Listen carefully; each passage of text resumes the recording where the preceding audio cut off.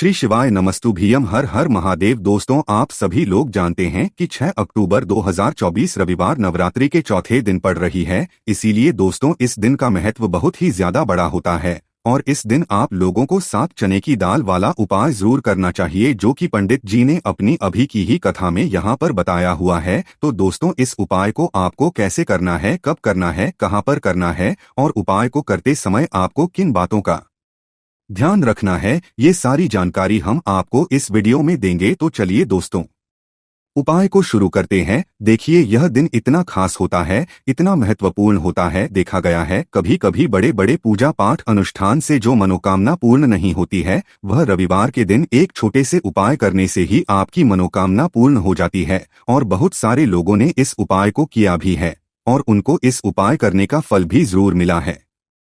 अगर आप लोग भी इस उपाय को रविवार नवरात्रि चौथे दिन करना चाहते हैं, तो आप इस उपाय को पहले अच्छे से समझ लेना, सुन लेना, उसके बाद करना। आपको इस उपाय का फल जरूर मिलेगा।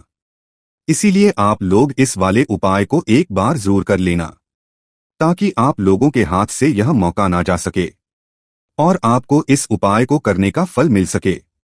दोस्तों, यह उपाय पंडित जी ने अपनी अभी की ही शिव महापुराण की कथा में बताया है, जिस उपाय को आज हम आपको बहुत अच्छे से समझाने वाले हैं। इस देखने के बाद इस उपाय को समझने के लिए आपको कोई और वीडियो को देखने की जरूरत नहीं पड़ेगी। तो चलिए दोस्तों, उपाय को शुरू करते हैं। देखिए, यह इस नवरात्रि महीने के रविवार के दिन यह इतना खास होता है, इतना महत्वपूर्ण होता है। देखा गया है कभी कभी बड़े बड़े पूजा पाठ अनुष्ठान से जो मनोकामना पूर्ण नहीं होते, वह नवरात्रि महीने के दिन एक छोटे से उपाय करने से ही आपकी मनोकामना पूर्ण होती है। और बहुत सारे लोगों ने इस उपाय को किया भी है और उनको इस उपाय को करने का फल भी जरूर मिला है। अगर आप लोग भी इस उपाय को करना चाहते हैं, तो आप इस उपाय को पहले अच्छे से समझ लेना, सुन लेना, उसके बाद करना। आपको इस उपाय का फल जरूर मिलेगा और इस उपाय को कर लेने से आपके घर में चाहे किसी भी प्रकार की दुख और समस्या क्यों ना चल रही हो, आपको उसका कारण भी नहीं पता है कि भाई यह समस्या कारण से चल रही है, उसका कुछ भी कारण हो सकता है, जैसे पितृ दोष हो सकता है या किसी भी तरह का मंगल दोष भी हो सकता है। तो इस दिन आप लोगों को 7 चने की दाल वाला उपाय कर लेना है। यह एक ऐसा उपाय है जिस उपाय को अगर किसी विशेष दिन पर किया जाए, तो भाई उस विशेष दिन का जो है वह तो हमें मिलता ही मिलता है, पर हमने उस दिन पर इस 7 चने की दाल वाला उपाय को किया है तो हमें उससे भी बड़ा फल मिलता है। और फल बहुत मिलता है क्योंकि आप इस उपाय को बहुत ही बड़े और विशेष दिन पर कर रहे हो। तो चलिए अब उपाय के बारे में बात करते हैं, लेकिन उससे पहले आप लोगों को यह जानना आवश्यक है कि आखिर यह उपाय किस समय करना है, किसको करना है और कैसे करना है। तो चलिए हम आगे आपको वीडियो में एक एक करके बता देते हैं, लेकिन उससे पहले अगर आप लोग हमारे चैनल पर नए हैं तो हमारे चैनल को सब्सक्राइब कर लेना और इस वीडियो को लाइक करके कमेंट बॉक्स में श्री शिवाय नमस्तुभ्यम ओम नमः जरूर टाइप कर देना। तो दोस्तों, इस 7 चने की दाल वाला उपाय को हमें इस नवरात्रि महीने के रविवार के दिन कैसे करना है, किसको करना है, किस समय करना है और कहां पर करना है, ये सारे सवालों के जवाब आपको इस वीडियो में मिल जाएंगे। और जो ये वीडियो देखेगा भाई, उसको 7 चने की दाल वाला उपाय जरूर करना चाहिए, क्योंकि इस दिन काला तिल का भी बहुत ही बड़ा और विशेष महत्व होता है। और जब बात आ जाए 7 की दाल वाला उपाय की, तो ये सोने पर सुहागा वाली बात हो जाती है और ये एक बहुत ही बड़ा उपाय हो जाता है इस नवरात्रि महीने के रविवार का। तो अब दोस्तों, इस 7 चने की दाल वाला उपाय को आखिर करना किसको है, सबसे पहले हम लोग वह बात जान लेते हैं। तो देखो, घर की जो बड़ी माताएं बहनें होती हैं, उन माताओं बहनों में से कोई भी एक बड़ी माता बहन इस वाले उपाय को कर सकती है। और दोस्तों, अगर आप चाहे तो अपने घर में से सभी सदस्यों को भी इस उपाय को करवा सकते हैं। अगर किसी व्यक्ति की कोई मनोकामना है, खुद की कोई दुख और परेशानी है जो कि वह अपने लिए ही करना चाहता है इस वाले उपाय को, तो वह खुद अपने लिए भी कर सकता है। बाकी अगर कोई घर में से ऐसा है जो कि अपने पूरे घर परिवार की सुख और शांति के लिए यह वाला उपाय करना चाहता है, तो भाई वह भी कर सकता है, उसमें भी कोई दिक्कत वाली बात नहीं है। कहने का मतलब यह है कि इस उपाय को हर एक सदस्य भी कर सकता है और पूरे घर परिवार के लिए घर की बड़ी माताओं बहनों में से कोई एक माता बहन भी कर सकती है। माताएं बहनें अगर घर में उपस्थित ना हो या वह यह वाला उपाय ना कर पा रही हो, तो फिर घर का कोई बड़ा सदस्य भी इस 7 चने की दाल वाला उपाय को कर सकता है, चाहे फिर वह पुरुष ही क्यों ना हो। उसमें कोई भी दिक्कत वाली बात नहीं है। उसके बाद में दोस्तों जो अगला प्रश्न निकल कर आता है वह यह आता है इस उपाय को लेकर कि आखिर इस उपाय को हमें किस समय करना है, सुबह के समय करना है कि शाम के समय करना है। तो इस वाले उपाय को आप लोग सुबह के समय भी कर सकते हो और शाम के समय प्रदोष काल में भी कर सकते हो। अब अगर आप पूछो कि भाई साहब सबसे उत्तम समय कौन सा रहेगा इस 2 छुट्टी काला तिलवा उपाय को करने का, तो हम आपसे बस यही कहेंगे कि इस उपाय को आप सुबह के समय करेंगे तो ज्यादा बेहतर होगा। बाकी अगर शाम के समय भी करेंगे तो भी अच्छा होगा, उसमें कोई भी दिक्कत वाली बात नहीं है। तो अब दोस्तों जो अगली सबसे बड़ी महत्वपूर्ण बात आती है वह यह आती है कि सुबह अगर हम उपाय को करेंगे तो हमें कितने बजे से ले कितने बजे तक के बीच में करना है, और शाम के समय प्रदोष काल में करेंगे तो हमें कितने बजे से लेकर कितने बजे के बीच में करना है। तो देखो सुबह जितनी जल्दी हो सके आप उपाय को करने की कोशिश करना। बाकी अगर किसी कारणवश लेट भी हो जाओ, थोड़ी देर भी हो जाए, तो 10 या 11 बजे तक भी आप उपाय कर लेना, पर 12 बजे से ज्यादा देर ही ना हो, ठीक है, इस बात का ध्यान रखना। उसके बाद में दोस्तों अगर शाम के समय प्रदोष काल की बात करें, प्रदोष काल का जो समय होता है वह शाम के 6 बजे से शुरू हो जाता है। मतलब शाम के 6 बजे से लेकर 7 बजे के बीच का जो समय होता है यह समय प्रदोष काल का समय होता है। इस उपाय को 7 बजे या 8 बजे के बीच में भी कर सकते हो। मतलब शाम के 6 बजे से रात 8 बजे के बीच में आप कभी भी इस वाले उपाय को कर सकते हो, उसमें कोई भी दिक्कत वाली बात नहीं है दोस्तों। अब देखिए कि अगर किसी व्यक्ति से नाराज हो जाए, किसी घर से नाराज हो जाए, तो होता क्या है कि घर में धन से जुड़ी समस्याएं आने लगती हैं। पैसे को लेकर उस घर के लोग बहुत परेशान रहते हैं। जहां पितृ नाराज हो, इसीलिए हमेशा अपने पितरों को आपको प्रसन्न रखना है, जिससे कि पितरों की आत्मा को शांति मिले और वह हमेशा आपको आशीर्वाद दें। अब यह जो नवरात्रि के दिन होते हैं, इन दिनों में जब आप यह उपाय करेंगे जो हम आपको बताने वाले हैं, गौ माता से जुड़ा हुआ उपाय है। देखिए गौ माता के अंदर हमारे पितरों का ही वास माना जाता है। गौ माता हो गई, कुत्ते हो गए हैं, ना पेड़ों में बरगद का पेड़ हो गया, पीपल का पेड़ हो गया, इन सभी में हमारे पितरों का वास माना जाता है। पक्षियों में कौआ हो गया जिसके अंदर हमारे पितरों का वास माना जाता है। तो ऐसा समझ कि जब भी जीवन में दुख बढ़ जाए, कष्ट बढ़ जाए, धन को लेकर आप परेशान रहने लगे, कर्जे जैसी समस्याएं जीवन में बढ़ रही है, आपके घर में संतान को लेकर बहुत दुख है, आप अपने घर के लड़ाई झगड़े से परेशान रहते हैं, घर में कोई ना कोई झगड़ा करता ही रहता है, आप सोच सोच कर परेशान रहते हैं कि कैसे घर में शांति आएगी, कैसे से घर में सुख समृद्धि आएगी। अब ये समझ लीजिए कि अगर घर में लगातार झगड़ा लड़ाई यह चीजें आपको देखने को मिल रही है, घर में आपके कोई भी व्यक्ति सुखी नहीं, कर्जा घर में लोगों के सर पर है, तो पितृ आपके कहीं ना कहीं नाराज हैं। देखिए पितृ दोष जब घर में होता है ना, तो ऐसा नहीं कि आपको देखने से पितृ दोष दिखेगा, इसका आप अंदाजा लगा सकते हैं घर में होने वाली घटनाओं से। जैसे कि खाना आप खाते हैं या घर का कोई भी सदस्य खाना खाता है, अगर उस खाने में कहीं ना कहीं बाल निकलता है ना, या वह खाना गिर जाता है खाते खाते, तब भी आपके घर में पितृ दोष है, यानी पितृ आपके नाराज हैं। साथ ही साथ अचानक से घर में दुर्घटनाएं हो रही हैं, पितृ आपके नाराज हैं। अब जो उपाय आपको बताने वाले हैं, इस उपाय को कर लीजिए, पितृ भी प्रसन्न और धन को लेकर तो कभी आपको परेशान होना ही नहीं पड़ेगा। चलिए बात कर लेते हैं पहला वाला उपाय में, जो कि पितरों को प्रसन्न करने के लिए है और घर में स्थिर लक्ष्मी के वास के लिए। मतलब कभी आपके घर में ऐसा नहीं होगा कि आज पैसा आ रहा है और कल पैसा नहीं आ रहा है। ऐसा बहुत घरों में होता है कि पैसा आता है तो रुकता नहीं है, और अगर पैसा रुकता है तो फिजूल खर्ची बहुत होती है, धन की बर्बादी बहुत होती है, जिससे कि घर के सदस्य बहुत ही परेशान रहते हैं। अब ज्यादातर लोग की यह समस्या होती है कि धन की बर्बादी हो रही है और घर में पैसा नहीं रुक रहा है। अगर आपके साथ भी ऐसा है तो बिल्कुल से आपको यह उपाय सुनना चाहिए और इसे नवरात्रि में जरूर करना चाहिए।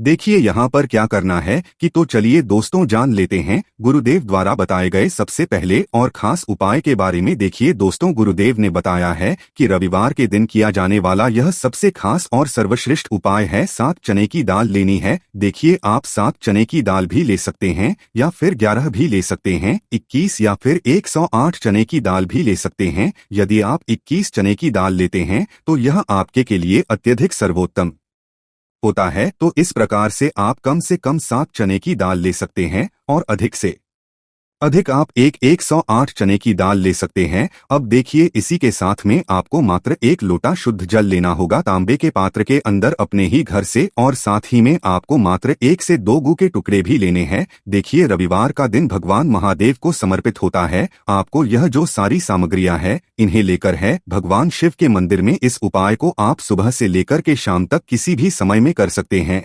लेकिन यदि आप शाम के समय इस उपाय को करते हैं तो यह उपाय आपके लिए और अधिक सर्वोत्तम होता है। तो यदि आपको प्रदोष काल के समय मिल जाता है तो फिर आप प्रदोष काल में भी कर सकते हैं, या फिर आप पूरे ही दिन में किसी भी समय इस उपाय को कर सकते हैं। देखिए शिव मंदिर के बाद सबसे पहले तो आपको दक्षिण दिशा में बैठ जाना है। उत्तर दिशा की तरफ आपको अपना मुख कर लेना है। लेकिन यदि शिवालय में भीड़ है, शिव मंदिर में भीड़ है, तो फिर आप किसी भी दिशा में बैठकर इस उपाय को कर सकते हैं। तो देखिए सबसे पहले आपके पास जो गुड़ के टुकड़े हैं, जो आप गुड़ के टुकड़े लेकर के आए थे, उन्हें शिवलिंग के सामने ही जो आपके पास 1 लोटा जल है उस पात्र में आपको ये गुड़ के डाल देना है। इसी के साथ में आप जो चने की दाल लेकर के आए थे, चाहे आप 7 चने की दाल लेकर के आए हैं, 11-20 जितने भी आप चने की दाल लेकर के आए हैं, इस चने की दाल के ऊपर आपको जो आपके पास गुड़ वाला जल आपने तैयार किया है, इसमें से थोड़ा सा जल आपको इस चने की दाल पर डाल लेना है। अब देखिए आपके पास जो गुड़ वाला जल है, इसमें से सबसे पहले थोड़ा सा जल आपको श्री गणेश जी वाले स्थान पर समर्पित कर है श्री शिवाय नमस्तुभ्यम इस मंत्र का जाप करते हुए फिर थोड़ा सा जल आपको श्री कार्तिकेय जी वाले स्थान पर समर्पित करना है। श्री शिवाय नमस्तुभ्यम इस मंत्र का जाप करते हुए फिर थोड़ा सा जल आपको माता अशोक सुंदरी वाले स्थान पर भी समर्पित करना है। श्री शिवाय नमस्तुभ्यम इस मंत्र का जाप करते हुए फिर थोड़ा सा जल आपको माता पार्वती के हस्तकमल पर समर्पित करना है, और आपको श्री शिवाय नमस्तुभ्यम इस मंत्र का जाप कर लेना है। अब देखिए दोस्तों, आपके पास जो थोड़ा सा जल और शेष बचेगा, इसमें से आपको केवल थोड़ा सा जल शिवलिंग पर अर्पित कर देना है, और अंत में आपको उस पात्र में थोड़ा सा जल और शेष बचाना है। पूरा जल आपको शिवलिंग पर अर्पित नहीं करना है, अंत में आपको थोड़ा सा जल और शेष बचाना है। अब देखिए आप जितनी भी चने की दाल लेकर के आए हैं, अगर आप 7 चने की दाल लेकर के आए हैं, आपको 7 बार श्री शिवाय नमस्तुभ्यम इस मंत्र का स्मरण करने हैं। यदि आप 11 चने की दाल लेकर के आए हैं तो फिर आपको 11 बार इस मंत्र का जाप करना है। जितनी भी चने की दाल लेकर के आए हैं, उतनी बार आपको श्री शिवाय नमस्तुभ्यम इस मंत्र का जाप करना है, और फिर आपको यह जो चने की दाल है, इसे शिवलिंग के ऊपर ही समर्पित कर देनी है। लेकिन आपको यह चने की दाल बृहस्पति शवर महादेव का स्मरण करते हुए ही शिवलिंग पर अर्पित कर देनी है, और आपको अपनी मनोकामना को भी बोल देनी। आपकी जो भी मनोकामना है, चाहे वह धन प्राप्ति को लेकर हो, नौकरी से संबंधित हो, विवाह से संबंधित हो, या फिर आपके मकान, जमीन, जायदाद से संबंधित हो, चाहे गृह क्लेश से संबंधित हो, या फिर किसी भी प्रकार की जो मनोकामना है, उसे आपको बृहस्पति शवर महादेव से परिपूर्ण करने की प्रार्थना कर लेनी है। और इसके बाद आपके पास जो पात्र के अंदर थोड़ा सा से जल और बचा हुआ था, इसे भी आपको धीरे भगवान शिव की शिवलिंग पर ही अर्पित कर देना होगा। श्री शिवाय नमस्तुभ्यम इस मंत्र का जाप करते हुए पूज्य गुरु जी कहते हैं कि 1 अक्टूबर पितृपक्ष रविवार के दिन जो भी व्यक्ति इस प्रकार से यह चमत्कारिक उपाय कर लेता है, तो उसकी जो मनोकामना है वह भगवान लक्ष्मी नारायण की कृपा से तथा महादेव की कृपा से बहुत ही जल्द परिपूर्ण हो जाती है।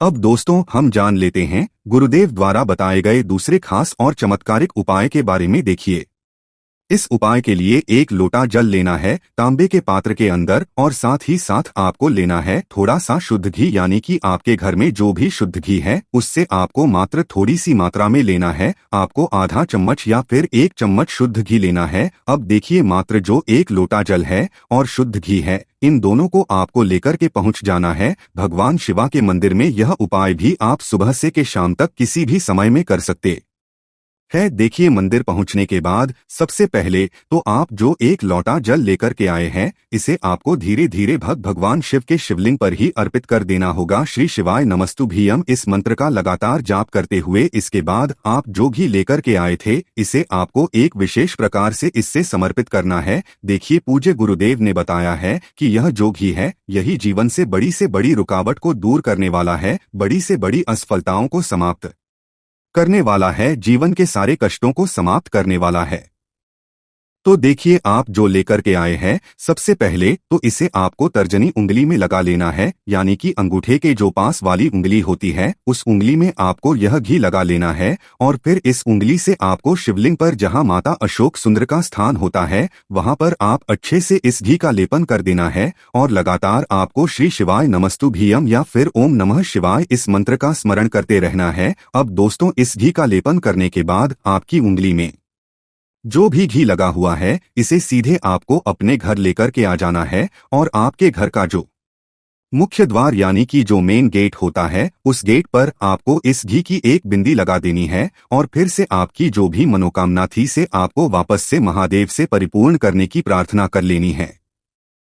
पूज्य गुरुदेव ने बताया है, जो व्यक्ति 6 अक्टूबर पितृपक्ष रविवार के दिन एक बूंद घी वाला या चमत्कारिक उपाय भी कर लेता है, तो उसकी जो बड़ी से बड़ी मनोकामना है, बड़े से बड़े कार्य है, वह कुछ ही दिनों में परिपूर्ण हो जाते हैं। तो इस प्रकार से आप यह सुंदर सा उपाय भी कर सकते हैं।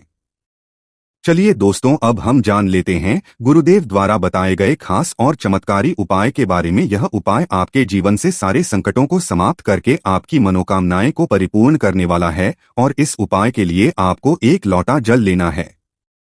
जल आपको विशेषकर तांबे के पात्र के अंदर अपने ही घर से लेना है। इसी के साथ में आपको थोड़ा सा शहद लेना है। शहद आपको मात्र 1 से 2 बूंद ही लेना है। और आखिर में आपको एक प्यारी सी और सुंदर सी बेलपत्र लेनी है। आपके पास बेलपत्र उपलब्ध नहीं हो पाती तो आप यह जो बेलपत्र है, इसे शिवलिंग से उठा उतर पुनः शुद्ध जल से धो करके इसका उपयोग कर सकते। बस आपको ध्यान रखना है कि जो बेलपत्र है, वह कहीं से भी टूटे हुए खंडित नहीं होनी चाहिए। इस बात का आपको ध्यान रखना है। अब देखिए दोस्तों, गुरुदेव ने बताया है, यह उपाय आप सुबह से लेकर के शाम तक किसी भी समय में कर सकते हैं। तो देखिए, सबसे पहले तो आपको इन सभी सामग्रियों को लेकर के पहुंचना भगवान शिव के मंदिर में। और सबसे पहले तो आप जो एक लोटा जल लेकर के आए हैं, इसे आपको धीरे धीरे भगवान शिव की शिवलिंग पर ही अर्पित कर देना होगा, बृहस्पतेश्वर महादेव का मन में लगातार स्मरण करते हुए और श्री शिवाय नमस्तुभ्यम इस मंत्र का जाप करते हुए। अब देखिए दोस्तों, आप जो बेलपत्र लेकर के आए थे, आप सभी को पता है बेलपत्र में 3 पत्तियां होती है और बेलपत्र की जो तीनों ही पत्तियों को जोड़ने वाली डंडी होती है। ये बेलपत्र की जो तीनों ही पत्तियां जिस डंडी से जुड़ी हुई होती है, उस डंडी पर आपको शहद की एक बिंदी लगानी है। बेलपत्र की तीनों ही पत्तियों को जोड़ने वाली जो डंडी होती है, उस पर आपको शहद की एक बिंदी लगा देनी है। और आपको बृहस्पति महादेव से प्रार्थना कर लेनी है। फिर आपको प्रार्थना कर लेनी है कि हमारे जीवन में जो भी संकट चल रहे हैं, समस्याएं चल रही हैं, उन सभी को आप दूर करें। या फिर आपकी जो भी मनोकामना है, उसे परिपूर्ण करने की आपको प्रार्थना कर लेनी है। और इसके बाद जो आपके पास जज बेलपत्र है, इसे आपको शिवलिंग पर ही समर्पित कर देनी है। बेलपत्र आपको इस प्रकार से अर्पित करने हैं कि जो इसकी चिकनी साइड है, वह शिवलिंग से स्पर्श रहेगी, डंडी वाला भाग जलाधारी की ओर रहेगा। इस प्रकार से आपको यह बेलपत्री शिवलिंग पर ही अर्पित कर देनी है। गुरुदेव ने बताया है, जो भी व्यक्ति 6 अक्टूबर पितृपक्ष रविवार के दिन शहद और बेलपत्र का या चमत्कारिक उपाय कर लेता है, तो उसके जीवन के जो संकट है, वह महादेव और भगवान विष्णु की कृपा से निश्चित ही समाप्त हो जाते हैं। और इसकी जो मनोकामना है, वह बहुत ही जल्द परिपूर्ण हो जाती है। तो दोस्तों, विनायक चतुर्थी के दिन आप लोगों को इस 7 गेहूं के दाने वाले उपाय को जरूर करना है। बहुत सारे लोग होंगे जिन लोगों ने इस उपाय को ना किया हो, मतलब पूरा साल निकल गया, उन्होंने किसी भी दिन इस 7 गेहूं के दाने वाले उपाय को ना किया हो। पर दोस्तों, आपके पास एक आखिरी मौका बचा हुआ है, जो कि 6 अक्टूबर के दिन है। तो इस दिन आपको इस वाले उपाय को जरूर कर लेना है। भले ही आपने पूरे साल भर इस उपाय को ना किया हो, पर अगर आपने इस अश्विन महीने की चतुर्थी तिथि के दिन अगर इस वाले उपाय को कर लिया तो आपको इस उपाय को करने का वो फल मिलेगा जिसकी आपने कभी कल्पना भी नहीं करी होगी। इसीलिए आप लोग इस वाले उपाय को एक बार जरूर कर लेना ताकि आप लोगों के हाथ से यह मौका ना जा सके और आपको इस उपाय को करने का फल मिल सके। दोस्तों, यह पंडित जी ने अपनी अभी की ही शिव महापुराण की कथा में बताया है, जिस उपाय को आज हम आपको बहुत अच्छे से समझाने वाले हैं।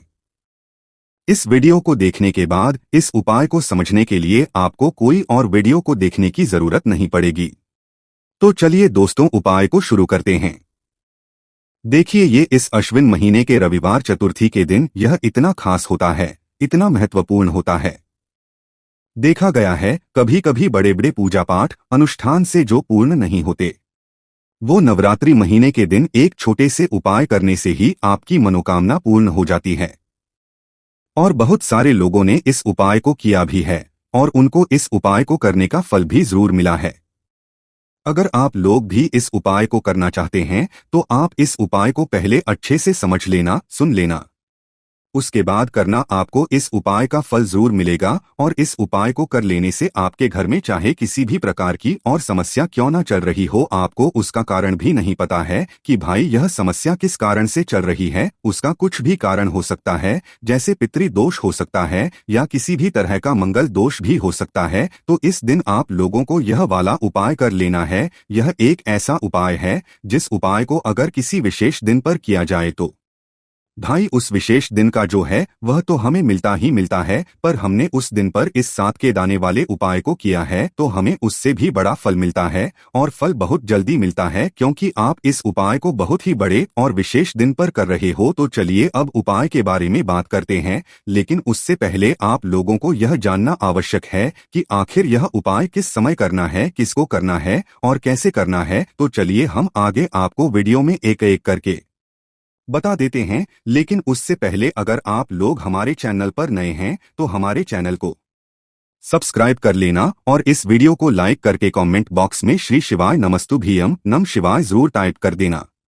तो दोस्तों, इस 7 गेहूं के दाने वाले उपाय को हमें इस रविवार विनायक चतुर्थी के दिन कैसे करना है, किसको करना है, किस समय करना है और कहां पर करना है, ये सारे सवालों के जवाब आपको इस वीडियो में मिल जाएंगे।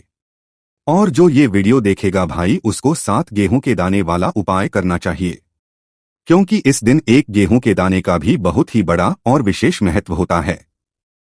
और जब बात आ जाए 7 गेहूं के दाने की तो ये सोने पे सुहागा वाली बात हो जाती है और ये एक बहुत ही बड़ा उपाय हो जाता है इस रविवार विनायक चतुर्थी का। तो अब दोस्तों, इस 7 गेहूं के दाने वाले उपाय को आखिर करना किसको है, सबसे पहले हम लोग वो बात जान लेते हैं। तो देखो, घर की जो बड़ी माताएं बहनें होती है उन बताओ बहनों में से कोई भी एक बड़ी माता बहन इस वाले उपाय को कर सकती है। और दोस्तों, अगर आप चाहे तो अपने घर में से सभी सदस्यों को भी इस उपाय को करवा सकते हैं। अगर किसी व्यक्ति की खुद की कोई मनोकामना है, खुद की कोई दुख और परेशानी है जो कि वह अपने लिए ही करना चाहता है, इस वाले उपाय को तो वह खुद अपने लिए भी कर सकता है। बाकी अगर कोई घर में से ऐसा है जो कि अपने पूरे घर परिवार की सुख और शांति के लिए यह वाला उपाय करना चाहता है तो भाई वह भी कर सकता है, भी कोई दिक्कत वाली बात नहीं है। कहने का मतलब ये है कि इस उपाय को हर एक सदस्य भी कर सकता है और पूरे घर परिवार के सदस्य के लिए घर की बड़ी माताओं बहनों में से कोई एक माता बहन भी कर सकती है। माताएं बहनें अगर घर में उपस्थित ना हो या वह यह वाला उपाय ना कर पा रही हो तो फिर घर का कोई बड़ा सदस्य भी इस गेहूं के दाने वाले उपाय को कर सकता है, चाहे फिर वह पुरुष ही क्यों ना हो, उसमें कोई भी बात नहीं है। अब दोस्तों, इस 7 गेहूं के दाने वाले उपाय को हमें करना कहां पर है। देखो, इस उपाय को हमें शिव जी के मंदिर में ही करना है। बहुत सारे लोग प्रश्न करते हैं इस उपाय को लेकर के, आखिर इस उपाय को हमें किस समय करना है, सुबह के समय करना है कि शाम के समय करना है। तो देखो, इस वाले उपाय को आप लोग सुबह के समय भी कर सकते हो और शाम के समय प्रदोष काल में भी कर सकते हो। अब अगर आप पूछो कि भाई साहब सबसे उत्तम समय कौन सा रहेगा इस 7 गेहूं के दाने वाले उपाय को करने का, तो हम आपसे बस यही कहेंगे, इस उपाय को आप शाम के समय करेंगे तो ज्यादा बेहतर होगा। देखो गुरुजी ने कहा है कि अगर रविवार के दिन विनायक चतुर्थी पड़ जाए तो इस दिन आपको 7 गेहूं के दाने वाला उपाय तो अवश्य ही करना चाहिए। देखो सबसे पहला उपाय, यदि आपके जीवन में कर्जा बहुत अधिक है, आपके जीवन में संकट बहुत अधिक रहते हैं, आपके ऊपर बहुत अधिक विपदा आ रही है, बार बार आपको अपने व्यापार में और अपने धन में हानि देखने को मिल रही है, यानी कि आपको प्रत्येक कार्य में हो रही है, तो आपको यह उपाय करना चाहिए। देखिए इस उपाय के लिए आपको 7 गेहूं के दाने आपको लेने हैं। ठीक है, 7 दाने लेने के बाद में आपको जरूरत होगी चावल के दानों की। 11 चावल के दाने और 7 गेहूं के दाने, और चावल के दाने खंडित नहीं होने चाहिए। अब आप कहोगे भैया गेहूं कहाँ से लेने हैं? देखो आपको किसी भी किराना स्टोर पे गेहूं के दाने मिल जाएंगे, जाके ले लेना। ठीक है ना? 7 गेहूं 11 चावल के दाने लेने हैं। साथ ही साथ आपको एक तांबे का लोटा लेना है और उस तांबे के लोटे में आपको जल भरना है। जल आपका खुद के घर का होना चाहिए, मंदिर का नहीं होगा। अब आप ये सब सामग्री लेकर पहुंच जाओगे महादेव के शिवलिंग के पास में शाम के टाइम पे प्रदोष काल में। देखो जब आप ये उपाय कर रहे हो तो अपना फेस रखना उत्तर दिशा, नॉर्थ डायरेक्शन की तरफ। अब यहाँ पे जो मैं आपको क्रम बताने जा रहा हूँ ना, उस मेरे क्रम को बहुत ध्यान से सुनिए। महादेव को अगर कोई सबसे प्रिय है ना, तो उनकी सबसे छोटी पुत्री जिनका नाम है माता अशोक, जो आपके पास में चावल के 11 दाने हैं ना, उन चावल के 11 दानों को माता अशोक सुंदरी के स्थान पर आपको अपना नाम और गोत्र बोलते हुए समर्पित कर देने हैं ना। चावल के दानों को रखने के बाद में जो आपके पास में तांबे का लौटा है ना, उस तांबे के लौटे को कहीं पे भी हम जल नहीं चढ़ेंगे, सिर्फ और सिर्फ माता पार्वती का जो हस्तकमल आपको दिख रहा है यही पे गोल गोल आपको समर्पित करना है उसी जल को, और कहीं नहीं ना तो माता अशोक सुंदरी के स्थान पर ना तो शिवलिंग के ऊपर, सिर्फ आपको यहाँ पे गोल गोल जलाधारी पर उस जल को समर्पित करना है। अब आपके पास में बचे हुए हैं 7 गेहूं के दाने और बचे हैं उन्हीं 7 गेहूं के दाने को आपको अपनी मनोकामना अपने विशेष कहते हुए महादेव के शिवलिंग के ऊपर अगर आप विनायक चतुर्थी के दिन प्रदोष काल में समर्पित कर देते हैं तो आपकी जो भी मनोकामनाएं होंगी, जो भी विश होंगी, महादेव पूरी जरूर करते हैं। अन्न को समर्पण करने से, उस खासकर गेहूं को समर्पण करने से इच्छाएं पूरी होती है, और अगर वो दिन चतुर्थी का दिन हो तब तो इससे सुंदर संयोग कुछ भी नहीं हो सकता आपकी इच्छाओं को पूरा करने के लिए। बहुत स्पेशल, बहुत प्यारा सा उपाय आप सभी को जरूर करना है। ध्यान में रखिएगा, यह उपाय प्रदोष काल में करना है। देखो गुरुजी ने कहा है भगवान शिव के शिवलिंग पर 33 कोटि देवी देवताओं का वास होता है। अगर हम शिवलिंग के सामने कुछ भी उपाय करते हैं तो हमारे सभी देवी देवता हमसे खुश हो जाते हैं। ये उपाय आपको अवश्य करना है। देखो सुबह के टाइम नहीं कर सकते, ठीक है। अब बात करते हैं अगले उपाय की। देखिए इसके लिए आपको क्या करना है, एक काली मिर्च लेनी है। देखो ध्यान से समझना, एक काली मिर्च लेनी है और ध्यान देना है कि काली मिर्च कहीं से भी खंडित नहीं होनी चाहिए। फिर इसके बाद आपको लेना है एक गोल बाती का दीपक। देखिए दीपक आप चाहे तो माटी का ले ले, और यदि आपके पास माटी का दीपक नहीं है तो आप यह दीपक शुद्ध आटा लगाकर के एक दीपक बना सकते हैं। बस आपको ध्यान देना है कि उस आटे में आपको नमक या हल्दी का प्रयोग नहीं करना है, ठीक है। तो आप एक बढ़िया सा दीपक बना ले और उस दीपक में गोल बाती लगा करके उस दीपक में आपको घी भरना है। देखो गाय का शुद्ध घी आपको उस दीपक में भरना है। अब क्या करना है, आपको इन दोनों चीजों को लेकर चले जाना है बेलपत्र के पेड़ के पास। देखिए गुरुजी ने अपनी अभी की शिव महापुराण कथा में भी बताया था, जो भी व्यक्ति प्रदोष काल में जो भी एक दीपक प्रज्वलित कर देता है उसके घर पर धन की कमी नहीं हो सकती। देखो यदि आपके घर के आसपास कहीं बेलपत्र का पेड़ नहीं है या घर से काफी दूर पड़ता है और आप जा नहीं तो आगे हम ये भी बताएंगे कि कैसे इस उपाय को करना है। अगर बेलपत्र वृक्ष ना हो तो देखो अब आपको प्रदोष काल में इन दोनों चीजों को लेकर चले जाएं बेलपत्र के पेड़ के पास में। अब क्या करना है, सबसे पहले आपको उत्तर दिशा की ओर मुंह करके आपको खड़े हो जाना है और जो आप दीपक लेकर गए हैं उससे आपको बेलपत्र की जड़ में प्रज्वलित करना है। दीपक प्रज्वलित करने के बाद आपको एक काली मिर्च अपनी हथेली पर रखना और बेलपत्र के पेड़ का आपको 5 बार परिक्रमा लगा लेना है। और यदि आप परिक्रमा बेलपत्र के पेड़ का नहीं लगा सकते हैं तो आपको दीपक को चारों ओर कुछ इस तरह से क्लॉकवाइज 5 बार घुमा देना है, मतलब आरती करना है। और घुमाने के बाद आपको उसी काली मिर्च को दीपक में डाल देना है और वहीं पर बैठकर हाथ जोड़ करके आंख बंद करके आपको जो भी आपके जीवन में समस्याएं हैं, घर से लक्ष्मी जी का निवास नहीं है, में लक्ष्मी जी प्रवेश नहीं कर रही है, और भी जीवन में जो भी समस्याएं हैं, तो उस समय आपको विनती करनी है। ठीक है, अब इसके बाद यदि आपके घर के आसपास कहीं बेलपत्री का पेड़ नहीं है तो आपको इन सब चीजों को लेकर चले जाना है शंकर जी के मंदिर में, और शिव जी के मंदिर पहुंचकर आपको क्या करना है, आपको इसी एक दीपक को आपको शंकर जी के मंदिर की जो चौखट होती है ना, वहां पर आपको इस दीपक को जलाना है। और दीपक जलाते समय आपका मुख उत्तर दिशा की ओर होना चाहिए। दीपक जलाने बाद आपको क्या करना है, एक काली मिर्च अपनी हथेली पर रखना है और आपके जीवन में जो भी समस्याएं हैं, चाहे वो समस्या परिवार को लेकर हो या फिर धन को लेकर हो, वो अपनी वह समस्या बोलनी है। और बोलने के बाद आप उसी काली मिर्च को दीपक में डाल देना है और आपकी कामना पूर्ण हो जाए, घर में लक्ष्मी जी का निवास हो, ऐसी कामना आपको कर लेनी है। देखिए, शंकर जी की मंदिर की जो चौखट होती है ना, उसमें 33 कोटि देवी देवता निवास करते हैं। यदि आप वहां पर दीपक जलाते हैं तो इससे भगवान शिव तो प्रसन्न होते ही है, साथ ही आपको 33 कोटि देवी देवताओं का आशीर्वाद प्राप्त होता है और वह सभी प्रसन्न होते हैं जिनकी आशीर्वाद से आपकी कामना 100% पूरी होती है। तो आप ये उपाय जरूर करिएगा। आप बहुत ही छोटा सा उपाय है, करके देखिएगा।